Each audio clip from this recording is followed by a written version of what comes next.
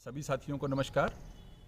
साथियों, मैं सुभाष चंद्र कुलरिया आपके अपने YouTube चैनल में एक बार फिर से आप सभी साथियों का हार्दिक स्वागत करता हूं। साथियों, आज हम बात करेंगे GST कंसेशन की।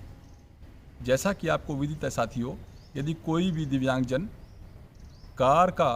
अगर कार खरीदता है तो उसे भारत सरकार द्वारा GST में रियायत प्रदान की जाती है। साथियों, हम विस्तार से चर्चा करेंगे कि किस प्रकार से आप GST कंसेशन जो है वो प्राप्त कर सकते हैं, लेकिन उससे पहले हम कुछ महत्वपूर्ण बिंदुओं पर आपसे जो है अपने विचार साझा करना चाहेंगे।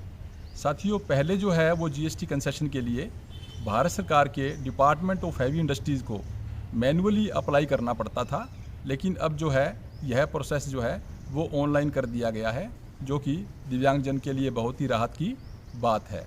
लेकिन GST कंसेशन किसको मिलेगा और कैसे मिलेगा और कितना मिलेगा, इस पर कुछ संशय है जो कि हम आपसे साझा कर रहे हैं। सबसे पहला साथियों कि GST कंसेशन जो है वो केवल और केवल अस्थि बाधित यानी ऑर्थोपेडिकली कैटेगरी के दिव्यांगजन साथियों को ही प्राप्त हो सकता है। ऐसा सरकार का नियम है। यद्यपि यह एक विश्लेषण का विषय है, इस पर हम कभी फिर चर्चा करेंगे। तो जो दृष्टिहीन या मूक या बधिर श्रेणी के साथी हैं वो इसके लिए आवेदन ना करें, क्योंकि नियमों के मुताबिक वो इसके लिए पात्र नहीं है। दूसरा साथियों, GST कितना मिलता है। जनरली जो व्हीकल है उसके ऊपर साथियों 28% GST चार्ज होता है। यदि कोई आम जन जो है अगर वाहन खरीदता है तो उसे 28% GST दिया जाता है, लेकिन दिव्यांगजन के लिए 10% की रियायत है। यदि आप GST में रियायत लेकर के वाहन खरीदते हैं तो आपको 18% की दर से जो है वो GST अदा करना पड़ेगा। साथियों, यह पिछले कुछ दिनों में एक सोशल मीडिया के संदेश के माध्यम से जो है एक भ्रांति फैल रही थी कि मीडिया में एक खबर लिखी गई थी कि दिव्यांगों को मिलेगी 18% GST छूट, और उसे इंटरप्रेट करके सभी दिव्यांग साथी भ्रमित हो गए और हमें बार बार ये प्रश्न आ रहे थे कि दिव्यांगजन के लिए GST में पूर्णतः छूट कर दी गई है। लेकिन साथियों, ऐसा नहीं है।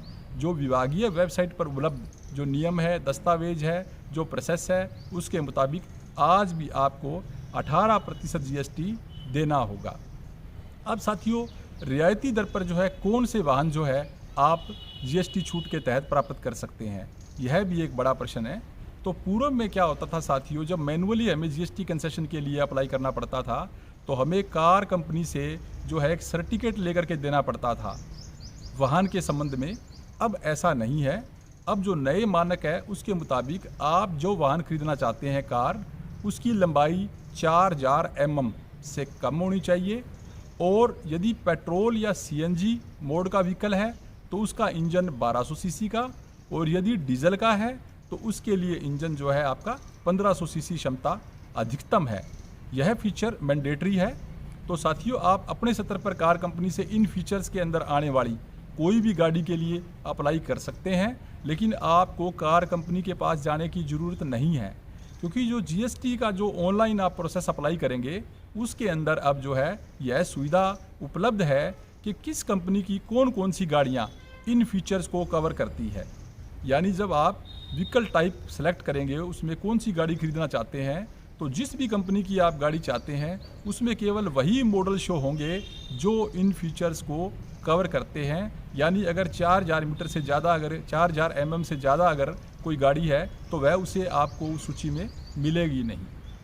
तो साथियों, इसके बाद हम आपको बताना चाहेंगे कि दिव्यांगता प्रमाण पत्र जो है आमतौर पर GST कंसेशन के लिए पोर्टल पर अपलोड करना होता है, लेकिन हमारे पास जो अब तक उपलब्ध सूचनाएं हैं उसके मुताबिक जब सामान्य तौर पर हम दिव्यांगता प्रमाण पत्र को पोर्टल पर अपलोड करते हैं तो जो डिपार्टमेंट है उसकी तरफ से एक क्वेरी आती है कि आपका जो दिव्यांगता प्रमाण पत्र है वो जिन जिन डॉक्टर्स ने जारी किया है उन डॉक्टर के नाम, उन डॉक्टर का रजिस्ट्रेशन नंबर हमें CMO ऑफिस से लिखवा कर दें। और यह जो है साथियों बहुत ही टेढ़ी खीर है। यह बहुत ही मुश्किल कार्य है, क्योंकि CMO अथॉरिटी ऐसा लिख कर देने को तैयार नहीं होती है। तो इसलिए आप जो भी साथी GST में रियायती दर पर कार यानी वाहन खरीदना चाहते हैं वो सबसे पहले साथियों अपना UDID कार्ड बनवा लें।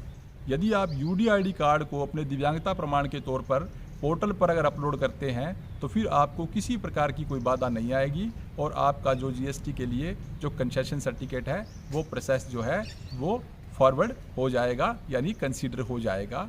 तो साथियों, जीएसटी में छूट लेने के लिए सबसे पहला जो कदम है वो आपको जीएसटी कंसेशन का सर्टिफिकेट प्राप्त करना होता है department of heavy industries, Bharat सरकार द्वारा। तो साथियों, आने वाले वीडियो में हम आपको किस प्रकार से जीएसटी के लिए आपने आवेदन करना है, क्या क्या प्रक्रिया आपने अपनानी है, इसके बारे में हम विस्तार से बताएंगे। इसके साथ साथियों, वाहन खरीदने के पश्चात आपको रजिस्ट्रेशन के अंदर भी छूट की सुविधा, अलग अलग राज्यों में मानक अलग अलग हो सकते हैं, उसका भी प्रावधान है साथियों। और इंश्योरेंस में भी कुछ छूट का प्रावधान है साथियों।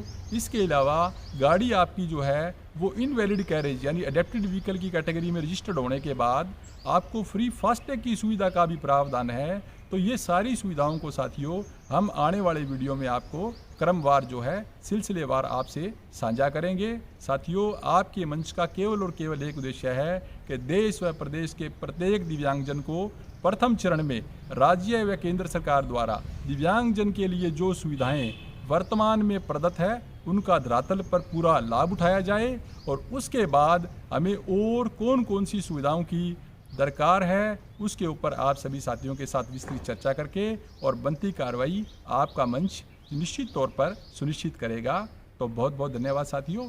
जय उमंग, जय दिव्यांग अधिकार। और साथियों, पिछले वीडियो में जो है हमने यूडीआईडी और रेलवे कंसेशंस के बारे में भी आपको पूरी प्रक्रिया विस्तार से समझाई है। तो जो साथी यूडीआईडी कार्ड अप्लाई करने से वंचित रह गए हैं या जिन साथियों ने रेलवे कंसेशन के लिए ऑनलाइन आइडेंटिटी कार्ड की सेवा लेनी है, उसे बनवाना है, तो वो हम डिस्क्रिप्शन में आपको जो है दोनों लिंक दे रहे हैं। आप उन्हें उन वीडियो को ध्यान से देखें और इस सुविधा का ज़्यादा से ज़्यादा लाभ उठाएं। और साथियों, जीएसटी कंसेशन के संदर्भ में आपके जो भी संशय हो, जो भी प्रश्न हो, उसे तुरंत कमेंट बॉक्स में लिखिए।